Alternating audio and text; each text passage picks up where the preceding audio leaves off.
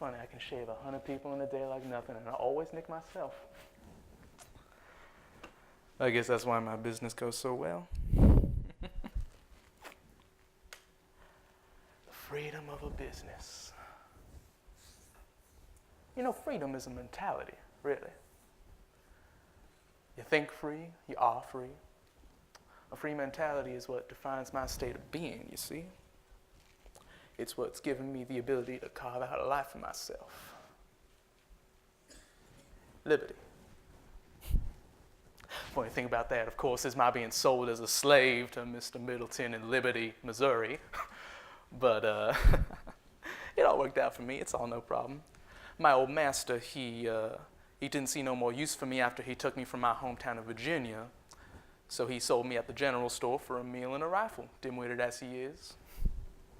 That's all right, though, because Mr. Middleton, he gave me my first in, because he parted with me. He was convinced by his Mormon brethren to part with me a little bit. And he sold me to Captain Andrew Jackson Smith of the Mormon Battalion.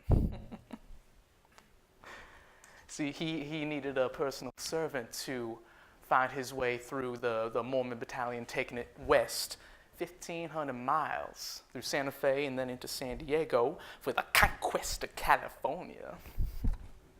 He needed a personal servant such as myself, and Mr. Middleton knew how good I was. So he decided to make him and me a good damn team.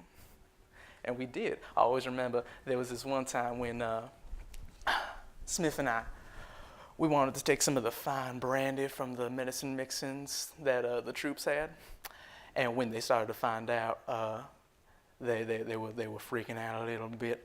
And Mr. Smith, he says, oh, it was Peter Biggs, but don't worry, I'll take very good care of him, don't you worry. I guess he took care of me if that meant emptying the bottle between the two of us. See, me and him made a pretty good team. Such so that I would say he was my first business partner, you know? Because he trusted my word. And that was what started off for his business. I mean, I was stealing business, but you know.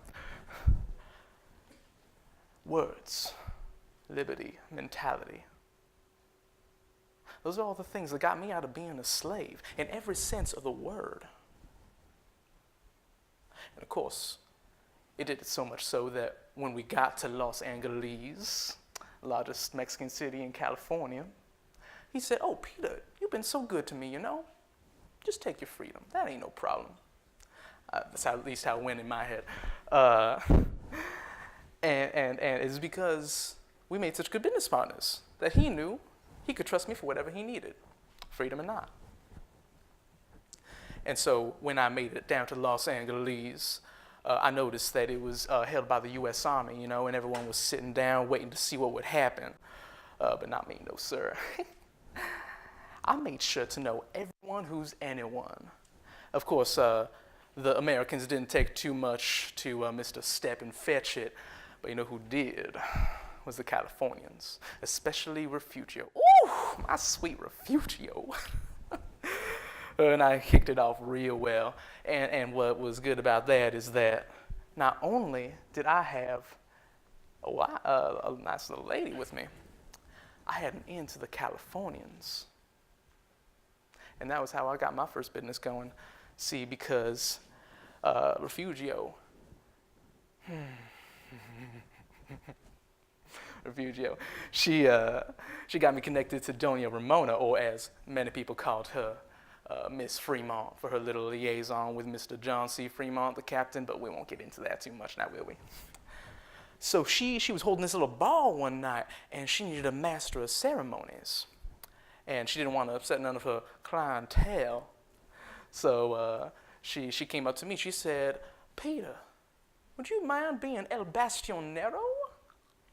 Well, of course. And so the band's playing their first waltz, and I take her hand. Everything's going great.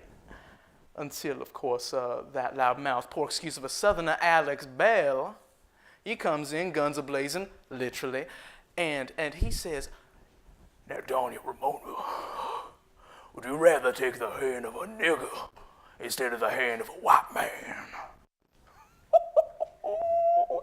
should have seen the look in her eyes. We could have cut glass. And it really kind of did, because she said, well, yes, sir, of course I would. And we kept on dancing. Once again, guns blazing, because Alec pulls out his Colt pistol, starts shooting at me. I guess I got to leave at that point.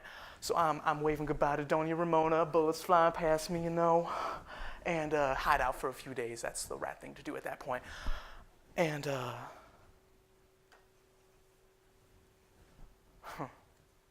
best part about it is that a few days later, I come back, and you know what? They miss me.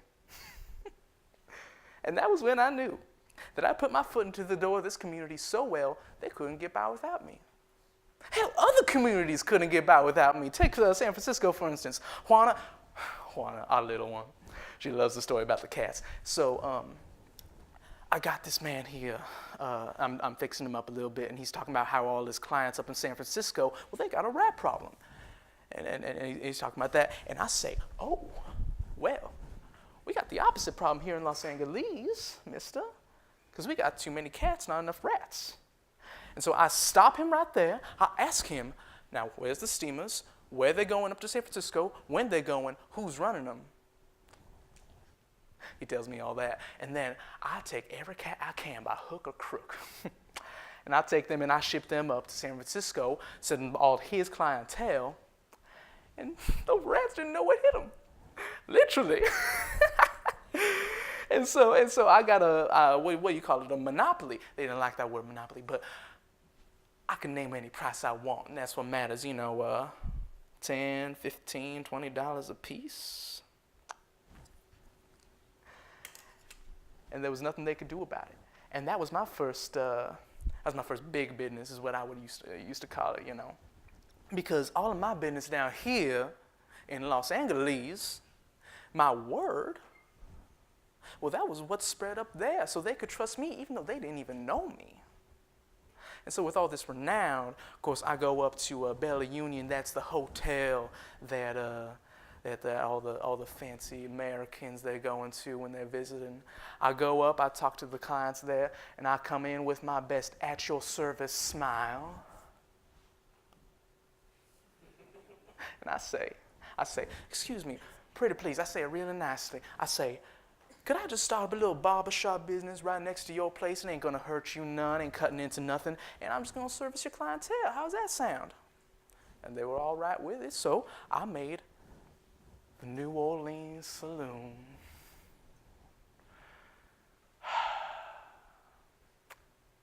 It's all mine, ain't it?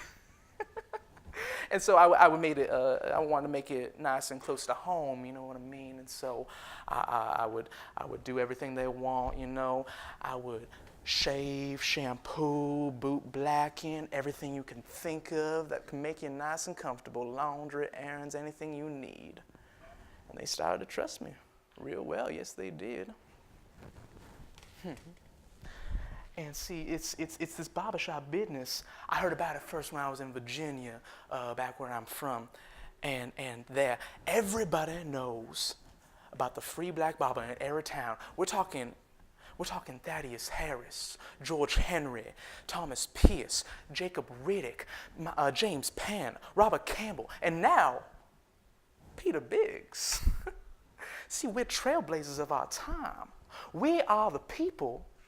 Of course, I'm a little more free than them, but we're the people who are setting the path for our people. We're the people of our people. I always found that important because we found a way to be equal with this man right here. Of course, they don't see it that way, They'll be calling me names, won't spit on me, all that sort of business, but at the end of the day, got the same liberty as they do, no matter what. But no matter what, it doesn't always work that way. And so you got to find a way to connect with them a little bit. And I remember with one client from the Californians, they were talking about the evil black Republicans, and how we were always causing trouble. And so what I said is, I'm going to make a joke out of it. I'll call myself the Black Democrat. Because if my client's a Democrat, why don't I be one too? And so I'm finding a way to connect with them, make me feel a little lower for them, you know. Make them feel comfortable, nice and welcome here. And that's all right. That's all right with me. Because at the end of the day, they just going to keep talking, and talking make business. And that's why they're here. And, you know, who's winning at the end of the day here? Let's try it again with this. I remember back in 45, Frederick Douglass, he said, "It's easy, but the X isn't noble."